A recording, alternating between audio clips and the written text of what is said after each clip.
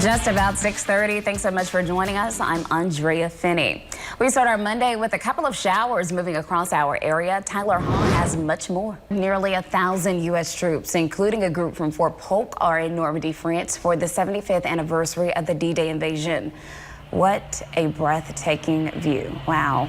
Paratroopers in the 1st Battalion, that's the 509th Airborne Infantry Regiment, are among the more than 5 nations in the Normandy region this week to honor the, quote, greatest generation. On World News this morning, the United States military released a video that it says shows an Iranian Navy boat removing an unexploded mine.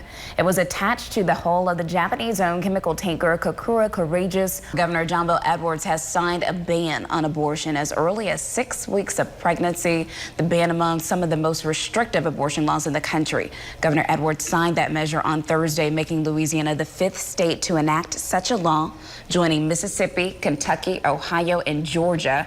Alabama's gone further, outlawing virtually all abortions. The new law here will forbid abortion when a fetal heartbeat is detected, which can come before a woman knows she's pregnant. That law doesn't contain exceptions for pregnancies from rape or incest. The Muscular Dystrophy Association showing appreciation to the Pineville Fire Department yesterday after a very successful fundraiser. Every year, the fire department does an annual Fill the Boot collection for MDA, helping to raise money for local families. Well, over the past years, the spring collection totals about $12,000, but this year, the fire department was able to almost double that number, raising $23,000. Hats off to them. Or maybe boots. See what I did there? Executive Director Charlie Bradford says it was important to recognize the firefighters and thank them for all of their hard work. Louisiana will begin to set up uniform statewide regulations for ride sharing, and we're learning more about how DOTD plans to oversee it. The department is now responsible for issuing permits to companies like Lyft and Uber, who could now operate in more areas throughout Louisiana.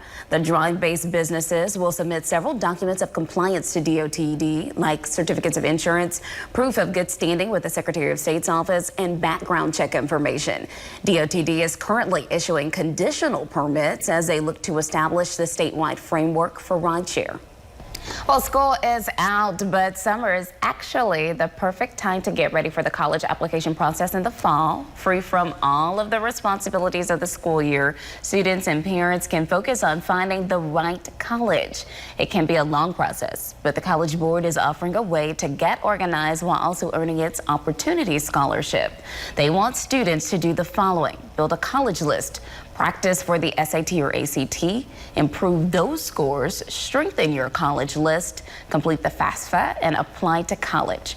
Completing each step will earn students a chance to earn scholarships ranging from $500 to $2,000.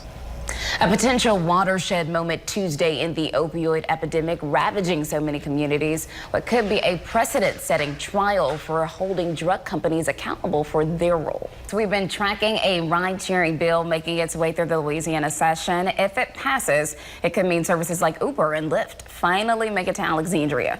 Donovan Jackson from our Gray Station in New Orleans previews today's key vote. Also in Vernon Parish, members of CrossFit of Leesville paid tribute to the fallen with a heroes workout. The Murph is named after a decorated war hero, Lieutenant Michael Murphy, a Navy SEAL who died in Afghanistan on June 28, 2005.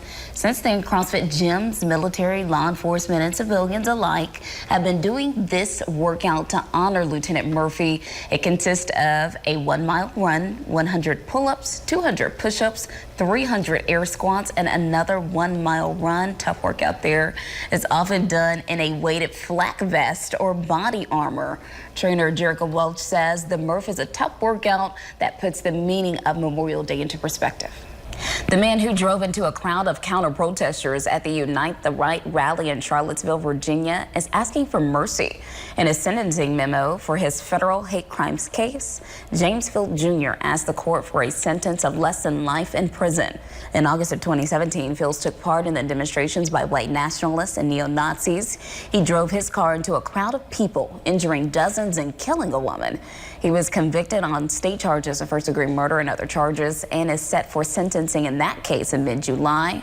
On the federal level, he pleaded guilty to 29 hate crimes in a plea deal to avoid the death penalty. He's asking for less than life in prison because of his young age, history of mental illness, and childhood trauma. Fields is 22 years old. The federal sentencing is set for Friday, June 28th.